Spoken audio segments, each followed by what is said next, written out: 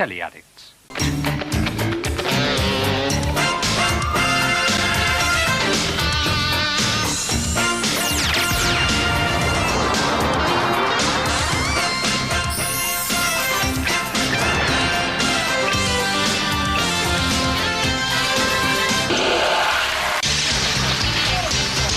Hello Telly Addicts all over the world, and welcome to the Telly Addicts podcast. I am your host Jeffrey Gibson, and over the next 14 episodes I am going to be talking about different TV shows, and telling you why you should check them out.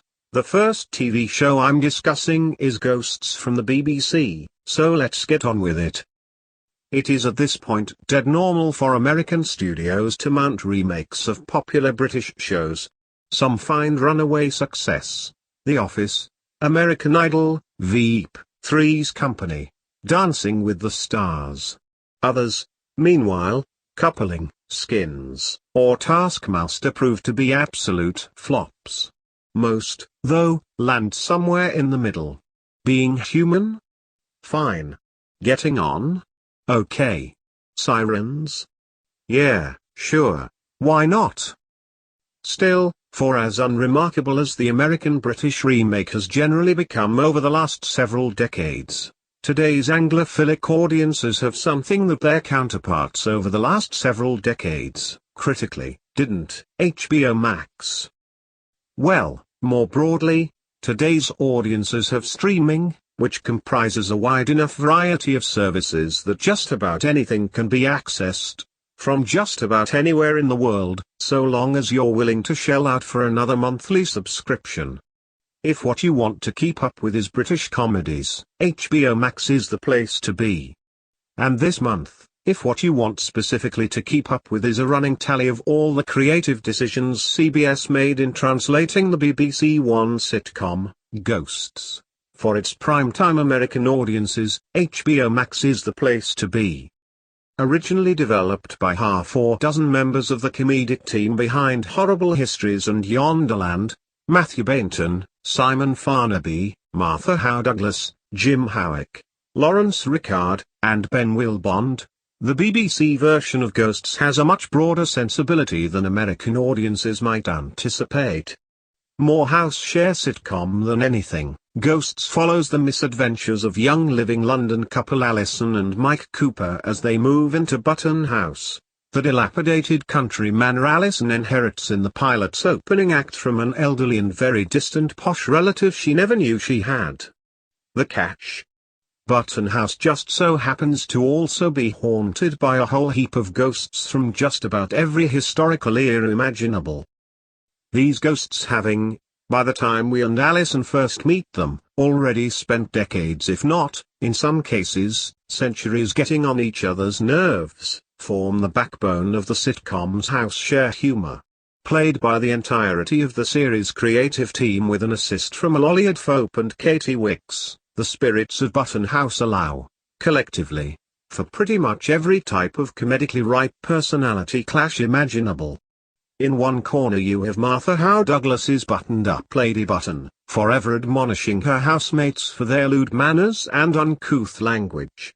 In the next you have Ed Fope's friendly but naive Georgian noblewoman, Kitty, who literally doesn't know the meaning of the word boundaries. There's also Lawrence Rickard's chess and chaos-loving caveman, Robin, and Jim Howick's 80s-era scout leader, Pat, who's never met a mouse he'd be willing to scare. As for Matthew Bainton's failed romantic poet, eternally on the nerves of Ben Wilbond's austere and closeted World War II captain, to whom romance itself feels like war. On their own, the Button House ghosts make for solid enough sitcom fodder. It's the addition of Alison and Mike, though, the former who gains the ability to interact with her new ghostly housemates after taking a nasty, near-death fall out a second-story window, that makes the series worth watching. With Alison and Mike around, the narrative can have real, tangible goals: the repair of the East Wing plumbing, say, or the installation of a new roof. With their entire life savings wrapped up in the property, the story takes on real stakes, leaving the Coopers on a constant hunt for potential income streams, any one of which the ghost's antics might, at any given moment, put in jeopardy. That Allison almost immediately assumes an attitude of aggrieved resignation in the face of her new role as living dead intermediary only makes the setup more compelling. There is nothing scary about the ghosts in Ghosts, save for the fact that at any minute, Simon Farnaby's disgraced, half-dressed Julian Fawcett, MP, might accidentally or not flash his junk. Aside from the fact that CBS feels like the weirdest possible fit for a series like this, full stop. The American version of Ghosts, which is sandwiched on the network between a young Sheldon and United States of Al doubleheader alongside the season 6 bull, is nevertheless a fair imitation of its British predecessor. Dilapidated old country estate? Check. A pile of eccentric, bickering ghosts stretching back to the continent's earliest recorded history? Check. A young, big city couple suddenly in over their financial heads? Check. A near-death bonk on the head that trend as the wife a spiritual intermediary? Check. This makes sense, alongside series writers Joe Port and Joe Wiseman, the entire BBC One creative team, for example, Bainton, Howick, Farnaby, Rickard, Wilbond, and Howe Douglas, are on board as executive producers. That said, while the DNA of the American Ghosts is more or less the same as its British forebear, the texture is surprisingly different. Some of this has to do with the ways in which they've rearranged the Ghosts' personal details, whereas it's Bainton's romantic poet who pines over fair Alison for the BBC, it's Sasha Grodman's pantsless 90s Wall Street bro, Trevor, who catches feelings for the hot chick on CBS. In addition to Grodman, the ghostly American cast features Brandon Scott Jones as a Revolutionary War commander, Richie Moriarty as the 80s scout leader, Rebecca Wysocki as the estate's buttoned-up former owner, Sheila Carrasco as a spaced-out hippie, Danielle Pinnock as a Prohibition-era crooner, Roman Zaragoza as an as-yet unspecified 16th-century Native American, and Ivan Chandler Long as a pre-colonial Viking.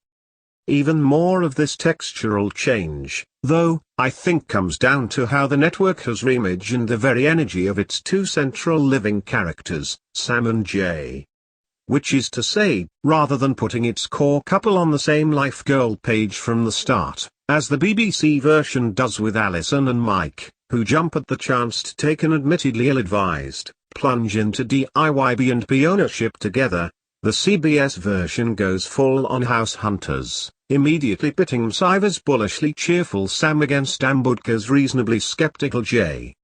What this means in practice is that, while Alison and Mike get to present a united front against whatever obstacle faces them at Button House, making their partnership a useful tool to a wide variety of external conflict, Sam and Jay are stuck constantly butting heads in upstate New York, all their conflict kept depressingly, exhaustingly internal.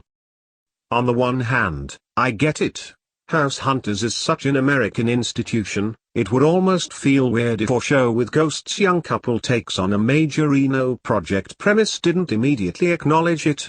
On the other hand, though, the least fun part of watching House Hunters is seeing so many couples that not only shouldn't be buying a house together, but also probably shouldn't even be married. And nothing was broken about the Alison Mike dynamic in the original. The only reason it feels like they changed it for CBS is that, well, they were changing it for the CBS audience. Which is to say, it feels like they don't trust us stolid Americans to root for a sitcom couple that actually, gets along. Unfortunately, it's not just this evolution of the core couple's characterization that lends itself to the argument that CBS doesn't have much faith in its own audience, as both the visual style and pace of its take on Ghosts casts its presumed viewership in an unflattering light. Whereas the British version relies on a more documentary, cinema verite style of camera work whenever the boff shifts to Alison or Mike, adding a refreshing element of naturalism to what is otherwise a very broad, shticky comedy, the CBS version sticks to the same flat if slick primetime dramedy look throughout. In terms of pace, meanwhile, The British original is more than willing to take its time to get to a joke, or to leave long stretches of silence when a scene calls for it. And that is great, as any jazz musician worth their salt would tell you. Good improvisation is as much about the silences and held notes as it is about the clever rat-a-tat runs. The CBS version, alas, is having none of that. Msiva is all breathless rat-a-tat energy, and the show has her Paul Lambudka and the rest of the ensemble with her. Still, it's not like the CBS take on Ghosts is a bummer to watch. It's fun. I mean, it's incredibly cheesy, but it is still fun. And while its first 2 episodes track so closely to the British version that it's all but impossible not to draw comparisons, the 3rd episode diverges so wildly that it's all but impossible to draw a single comparison at all. And honestly, given how different the ghost characters are in the 2 versions, not to mention how much longer American broadcast seasons are, the 2 shows are more likely to keep diverging than they are to come back together.